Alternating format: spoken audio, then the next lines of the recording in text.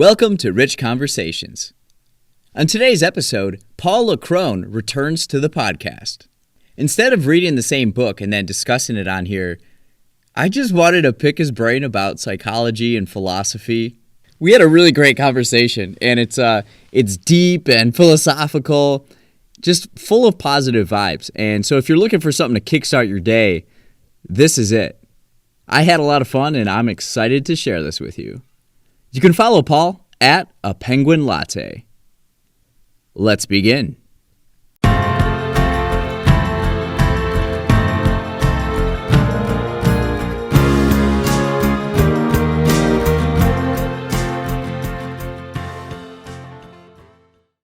All right, so I have Paul here, Paul LeCrone, and it's been a while since our last podcast, and what we did before was read books throughout the month, and then we would discuss them on here. So we did Pale Blue Dot, Walden, and what was the other one? There was a third one, right? Brave New World. Oh yeah, for sure. I think about Brave New World all the time now. But this time we're going to do something a little different. Paul here is a student of psychology, and I actually studied communication and psychology in college. So we're kind of weaving in and out here, and I want listeners to better understand psychology, and I want to get your filter of psychology. So the question I have first for you is, what is psychology, and what's the value of psychology in the world? Okay, I could give you the textbook definition of psychology, which my Please don't. psychology professor had us drill and memorize for the exam, and I'm not going to do that. Because the answer is boring. It's the study of the I haven't even memorized it because it's just that boring. It's the apparati of the mind, the processes of the mind, yada yada.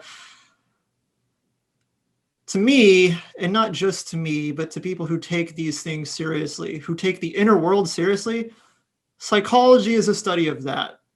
It's a study of the inner world, your inner world that everybody has.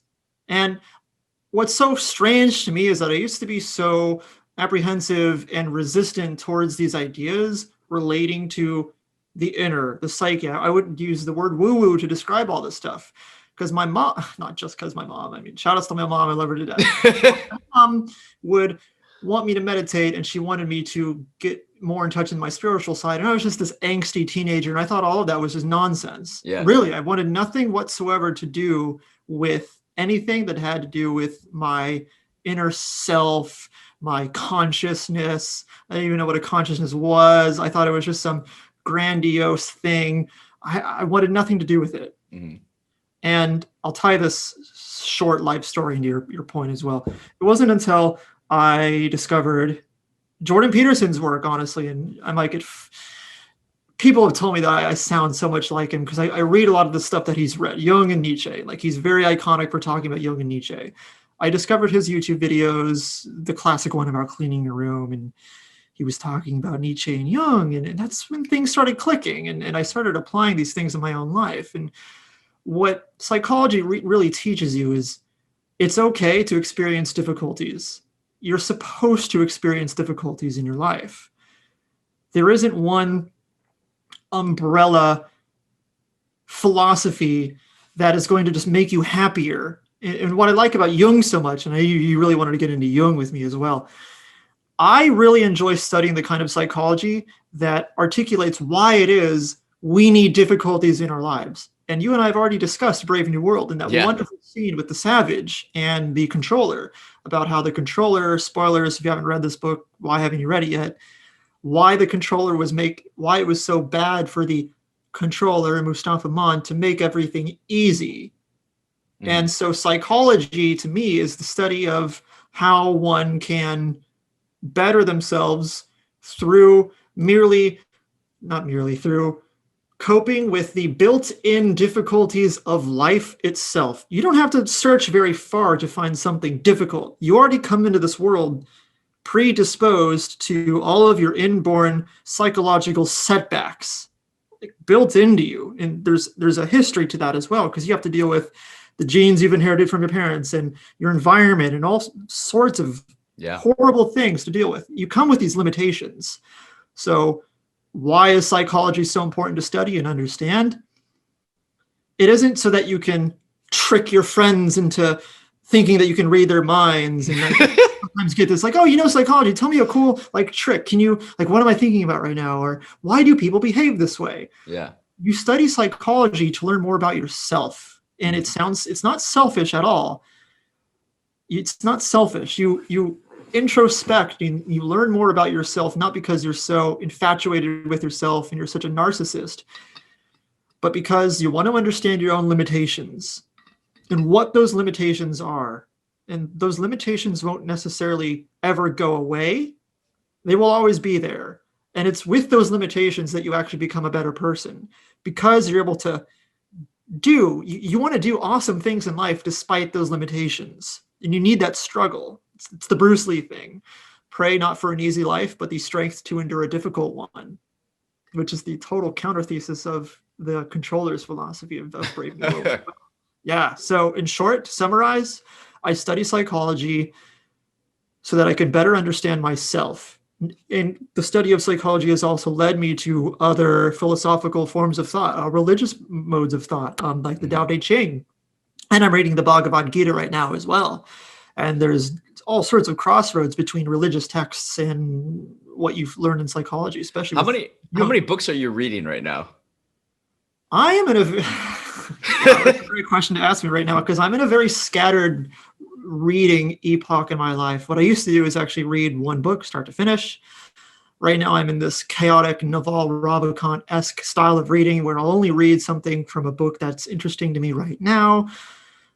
So right now I'm reading the Bhagavad Gita for the first time in my life. I am reading. So what is that about?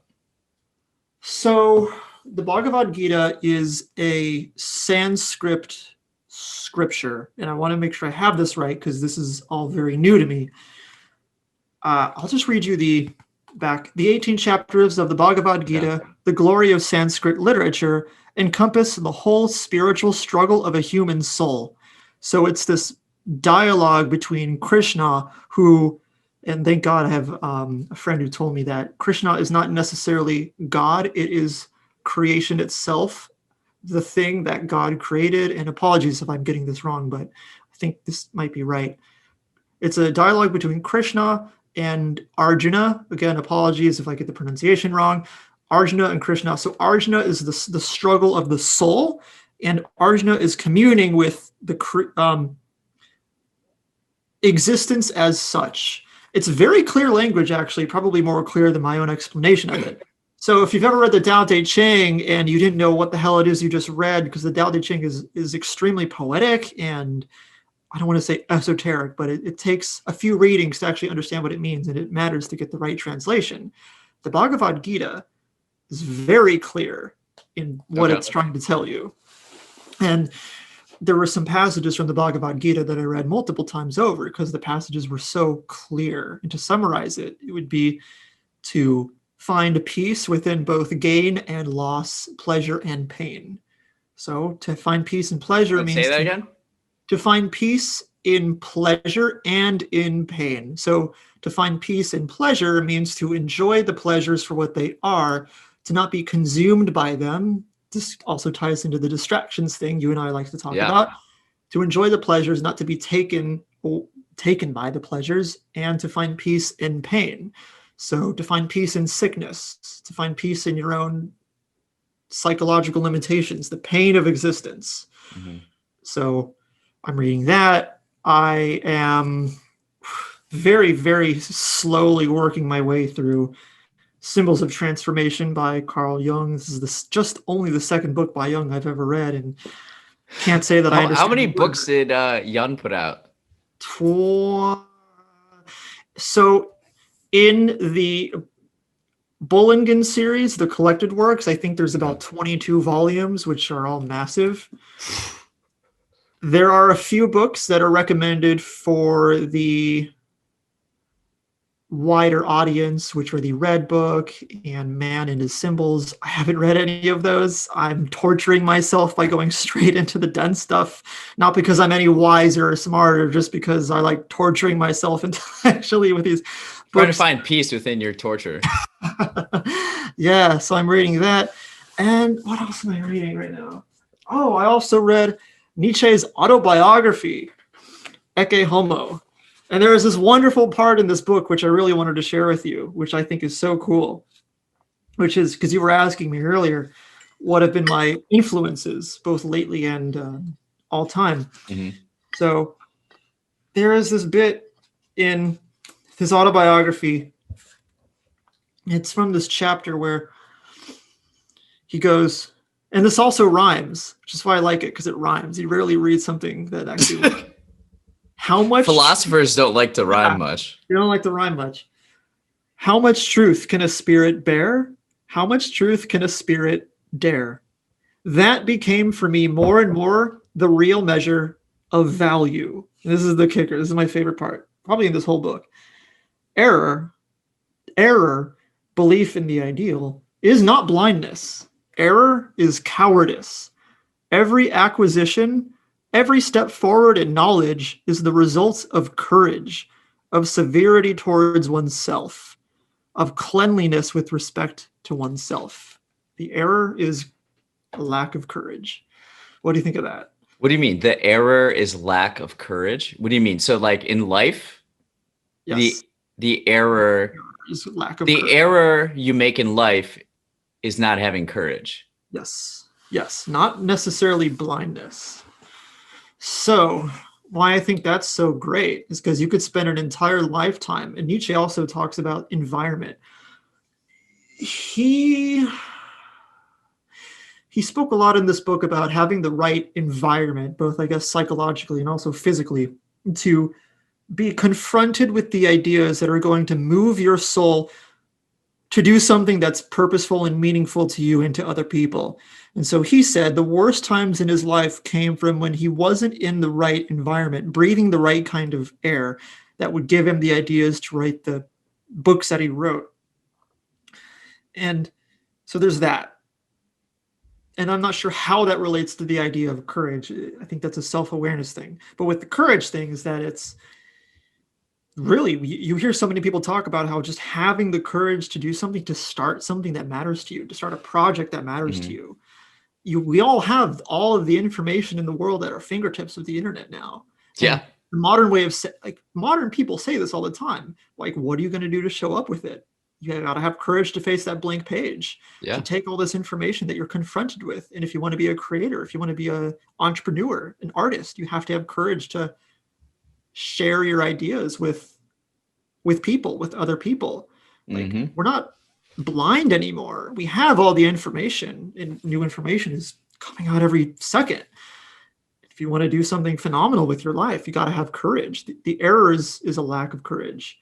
And I would agree. I can look back at before, when I started doing my own projects, I had been reading self-help books and self-development books for years. And you could read all those books. You can certainly read them. Yeah. You can read the books, but they're not going to take the steps for you.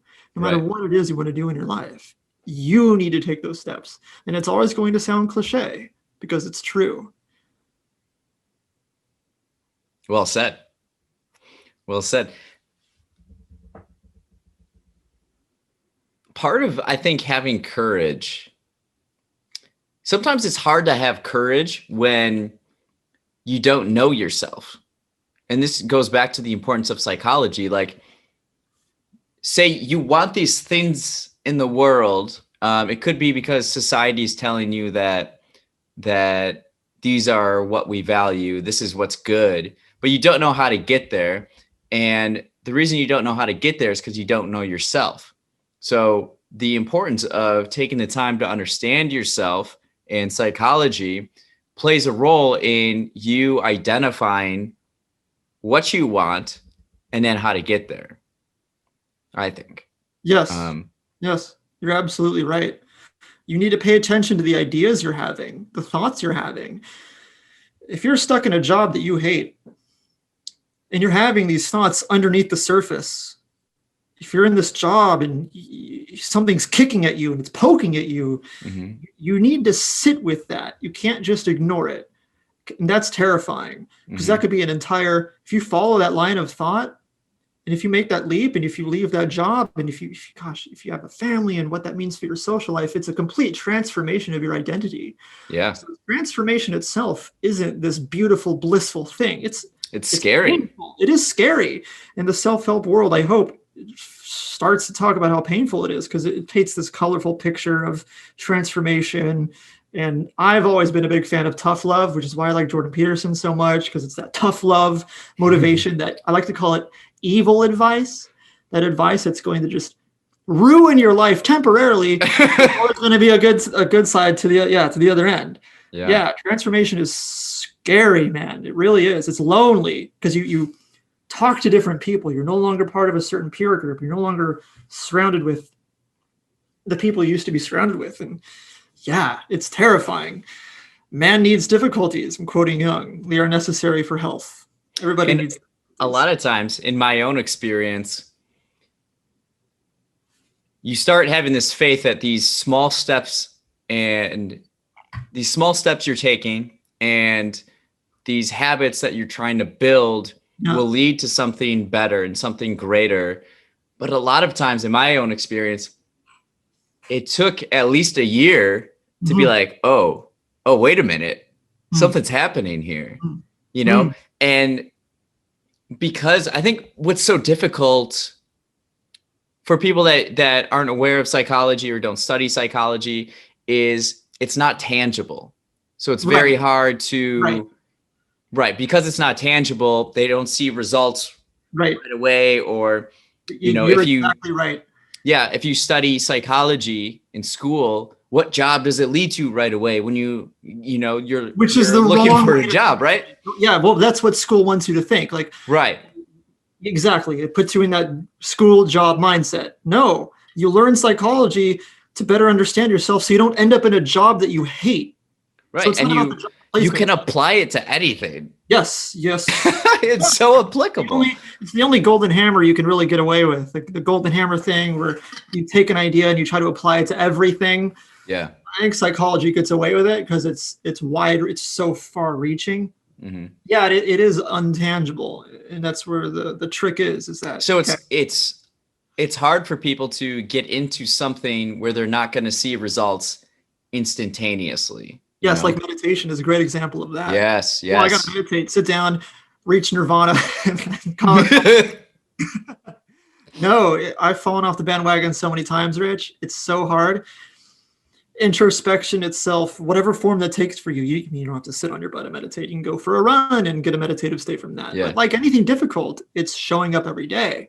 So the act of understanding yourself is something that you commit to and you falter through. You're going to be terrible at it. And I'm still terrible at it. But you show up every day and you develop that self-awareness. You become aware of all of your, how easy it is to distract yourself and how easy it is to get down on yourself. And you need to know that because it's humbling to know that you're a human being who has flaws. Everybody has their own damn flaws. And you need to know that because then that's where empathy kicks in. Because then you can start empathizing with other human beings because you know that they have flaws just like you. Yeah. And you don't want to beat yourself up over those flaws because that isn't all that healthy. And you also don't want to accept that like just merely accept that you have those flaws. You do the best that you can to do something productive with your life, useful and meaningful to other people, despite your setbacks that are built into you, built into other people. Like, yeah, if you and I had this episode yesterday, I was in such a cranky mood yesterday. I don't know what it was. Oh, yeah? Yeah. I seem all happy today, but no, I'm so glad we did this today. And there's an example of that. Everybody goes through their low points and their high points. And through all of those fluctuations, that's what makes you human. Yeah, we're all humans trying to get by here, trying to figure it out. And we would like to be as fulfilled as possible. But unfortunately, fulfillment takes a lot of intentional steps. It doesn't usually just happen, So that's why psychology is so important. Enlighten me more about Carl Jung. Okay. I remember back in college, I would read about Jung and then even doing some exploration with philosophy and psychology again, especially during COVID. I run across Jung's name all the time. So get me up to speed on Jung, Carl Jung. Okay, so context for myself. I am a student. I am no expert. I am no Jungian psychoanalyst. I'm just a student who is fascinated with these ideas, and like I said before, torturing myself with these books. So Jung was a Swiss psychologist, psychoanalyst, who wrote a lot of books, and he had a lot to say, a lot of super profound things to say about the human spirit. And his books are so strange. He was such a strange person. There's a great video. I'm going to recommend this video to your readers, listeners, by a content creator named Sisyphus55. Sisyphus55. Yes. Just look up Sisyphus55 Jung, the modern shaman. I think that's the name of the video. Okay. The modern shaman. And he kind of was like a shaman. So I'll read you this quote from Jung, which is I think a little known quote. This is actually at the end of one of Sisyphus55's videos. Would you say, so Sigmund Freud is like the guy that popularized or made psychology, the study of like the human mind, credible. Yeah. And then Jung is after him, right? Jung was after him, yes. And they were at one point colleagues, and they split off. I think Jung and Freud split off because Jung was more interested in religion and Freud wasn't. So I think when Jung was writing his book, Symbols of Transformation, that's when Jung and Freud split. So Freud is most popularized by nowadays the psychosexual stages of development. The thing with Jung and Freud is that modern psychologists like to discredit Jung and Freud because their ideas on the surface seem so strange. I mean, everybody remembers when they were in psychology classes and the only thing they learned about Freud was the psychosexual stages of development, and it seems so weird. Everybody's laughing because we're talking about sex and we're talking about children. Like, what the hell? And then the same thing with Jung happens. Same thing happens with Jung. So I have a classical psychology textbook in my closet. And I only keep this thing because it pisses me off so much. And I like to refer to it. There is only one page about Jung in my psychology textbook. It's not even a page. It's a half a page. And it just says, Jung had some ideas about these things called archetypes. Could you think of what Jung archetypes are? Something that describes primordial behaviors of human beings throughout symbols of religion or something like that. Can you think of something else to describe these symbols? And it's like, no, you can't. You cannot think of something else to describe these symbols unless your name is Carl Jung, because he's so smart. And so it's so degrading to how Jung was. And it's like people who write these textbooks think we're stupid. And fair enough, because it's incredibly tough to understand Jung and Freud as well. Yeah, I mean, that's why you got to read their books and read them several times over, because they're so hard to understand. But there's a lot of stuff that he wrote that is very succinct and clear, and I really want to share this with you. This is from the Red Book, which is more of a surface level book, I think written after Jung's death. There is only one way, and that is your way. There is only one salvation, and that is your salvation. Why are you looking for help? Do you believe help will come from outside? What is to come will be created in you and from you. Hence, look into yourself. Do not compare. Do not measure. No other way is like yours. All other ways deceive and tempt you. You must fulfill the way that is in you. So you can take that, and depending on who you are as a person, you could think that that's evidence that you should go rob a bank. Or you could think that that's evidence that you should do something that's useful for humanity. Or it's the way, what I got from it is... What did you get from it? Whatever you want or whatever you yearn for, there's only one way to reach that. And it's not from that person or that person or that person or that. It's from inside you, having the self-awareness and figuring out, okay, I'm a unique person, a unique individual. My circumstances are unique to myself. I have to navigate this through myself to get there. And I can use help along the way, but it comes down to myself.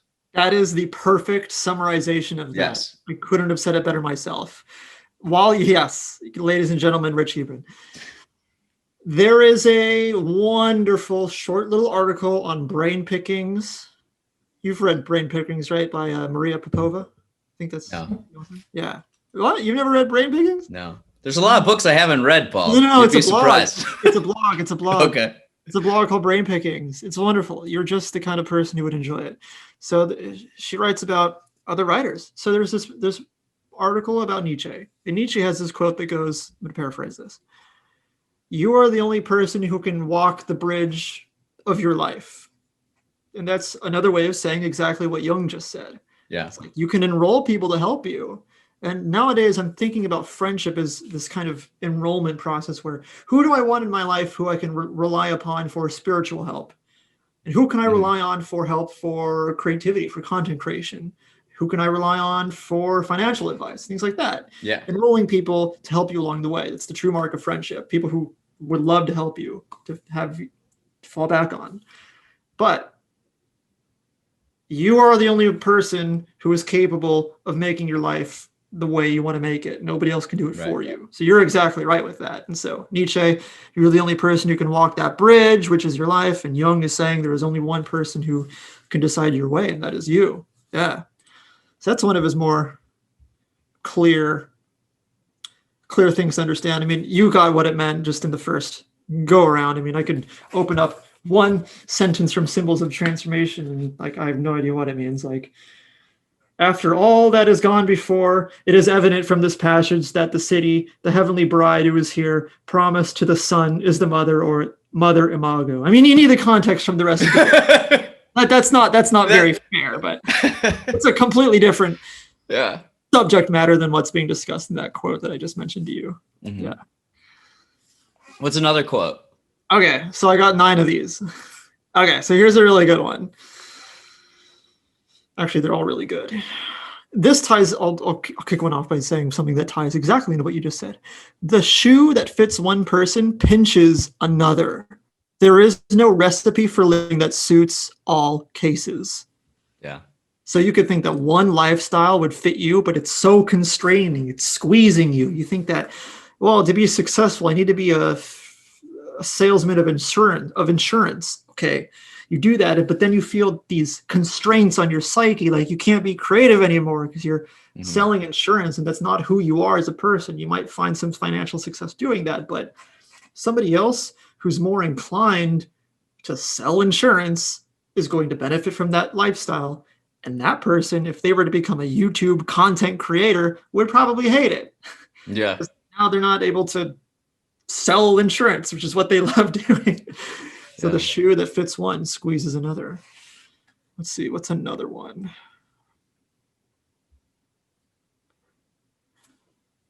The creation of something new is not accomplished by the intellect, but by the play instinct, acting from inner necessity. The creative mind plays with the objects it loves. The creative mind plays with the objects. Interesting. It loves. Yeah. Yeah. So it's like think of that. Thinking doesn't do. You can think all you want, but you have to play. You have to do. Yes. Yes. Yeah. The work that feels like play to you. Yeah. Yeah. See, that ties also, Jung and Nietzsche always tie together so well, like chocolate and vanilla or something like that.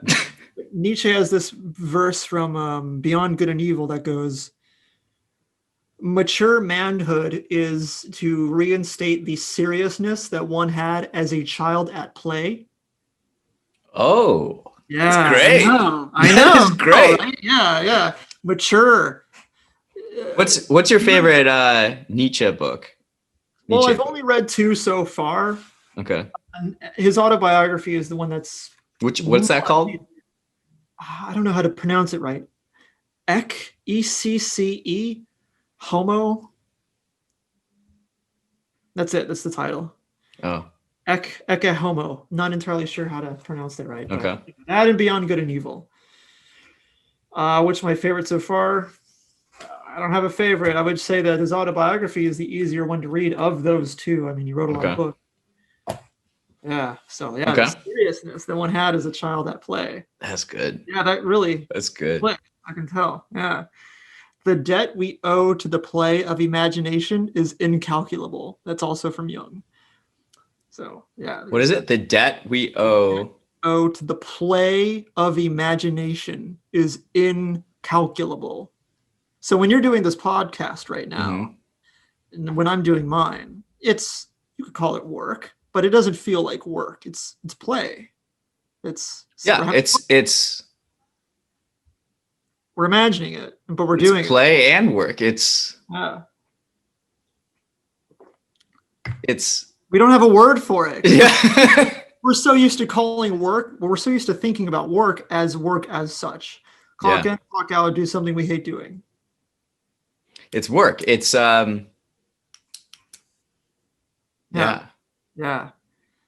I know. That's such an important part of life. If you can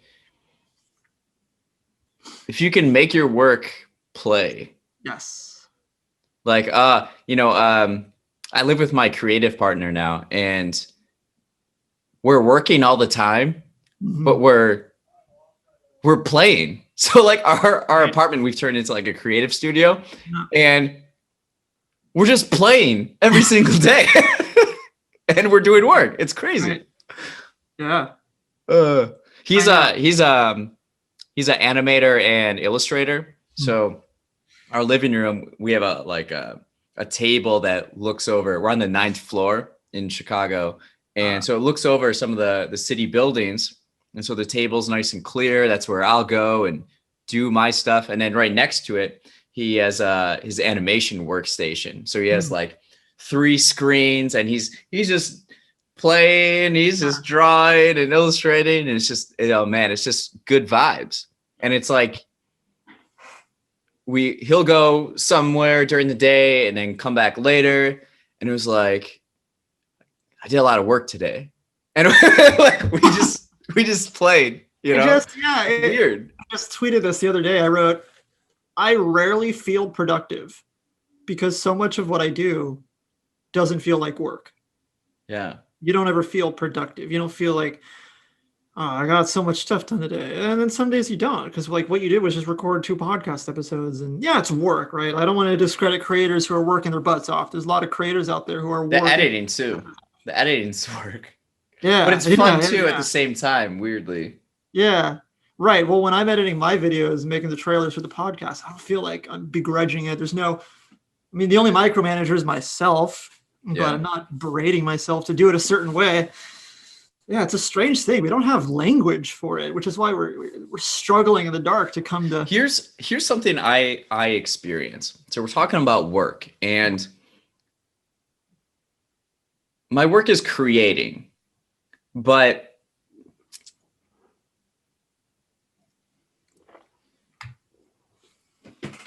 it feels like my mind is always on. And so I'm always gathering ideas. I'm always gathering inspiration. So to me, even working means to just go walk around the city, just walk around the streets. Yes. And I'm learning, I'm growing, I'm creating in my head. I'm gathering all these ideas. And so my mind is always on. So I'm always working and I'm always playing at the same time, This is going to get real meta real fast.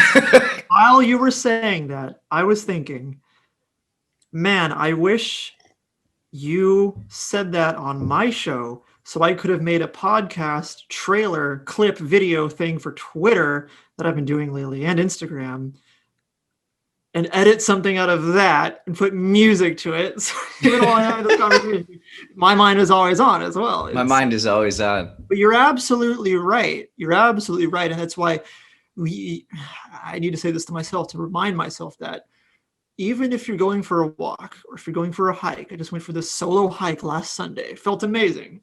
I came back from that and I ideas. Not every idea you have is going to lead to some new venture. It's going to make you a lot of money.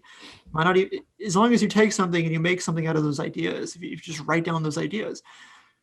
If you're out going for a walk to the city, if you can, hopefully you're not living in some area that's been infested with COVID. If you're lucky enough to do that, that is a wonderful source of inspiration. This is a great time to bring this quote up, again, from Nietzsche's autobiography. You'll like this. He wrote, "Credit no thought not born out of the open air and while moving freely about. Sit as little as possible." And so Nietzsche said that many of the ideas for his book, which I haven't read, so I can't say I know anything about it, but he wrote in his autobiography that he pretty much wrote Thus Spoke Zarathustra while walking, getting ideas from it while walking. I think he might have had a journal on him at the time, but I mean, not even Nietzsche, but so many writers, poets, painters have credited walking as a form of work. Well, how are you going to write about the world if you don't go out and experience the world? Exactly. Writing, a good mark of a writer is somebody who's living and paying attention to their surroundings and being interested in the world around them and themselves. To steep it, and I drink it that way, just black, and so I like to test out what I like, what I don't like. This is what I like about you. So environment, you're in Chicago. You love Chicago so much. You couldn't do all of this creating that you're doing. You couldn't talk about Chicago if you lived in Maine or San Diego. You got to be in Chicago because I can tell you love the environment of Chicago so much. So you found your environment, as far as I know. Yes, I love it here. I love the people here, the vibe. A lot of it too. We think of physical environments, and a lot of it too is being grateful for what you have. So being grateful, looking around, what do I have? A lot of people, I think, believe, oh, if I lived here, if I was in this situation, if this and that, then I would be happier. Then I could do my stuff. But sometimes you just gotta look around and be like, what is here? What am I experiencing? I'm really happy that I have that. I'm really grateful for that. And then you start to look for positives, and all you start seeing is the positives of places that you are or your environment, you know? It seems to me that the only conditional if that makes you happy is I would be happy if I appreciated everything I have right now. Not I would be happy if I had this, and that. And sure, you might be. There's nothing wrong with, like, I would be happier if I had more time to read books. Yeah.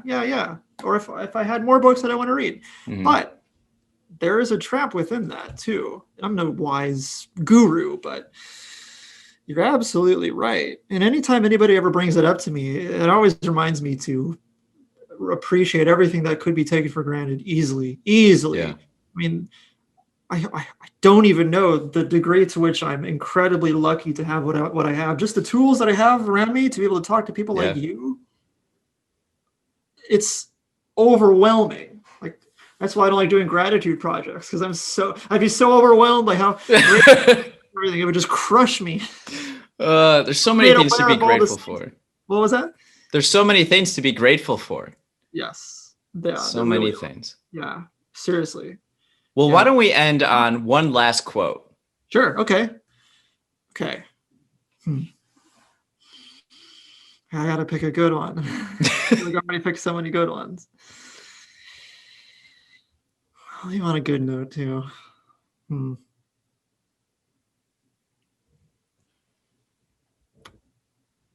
Okay. I got one. Nobody, as long as he moves about among the chaotic currents of life, is without trouble. Nobody, as long as he moves about the chaotic currents of life, is without trouble. It reminds me of that saying. I don't know how modern this is, but everybody's fighting a battle that you know nothing about.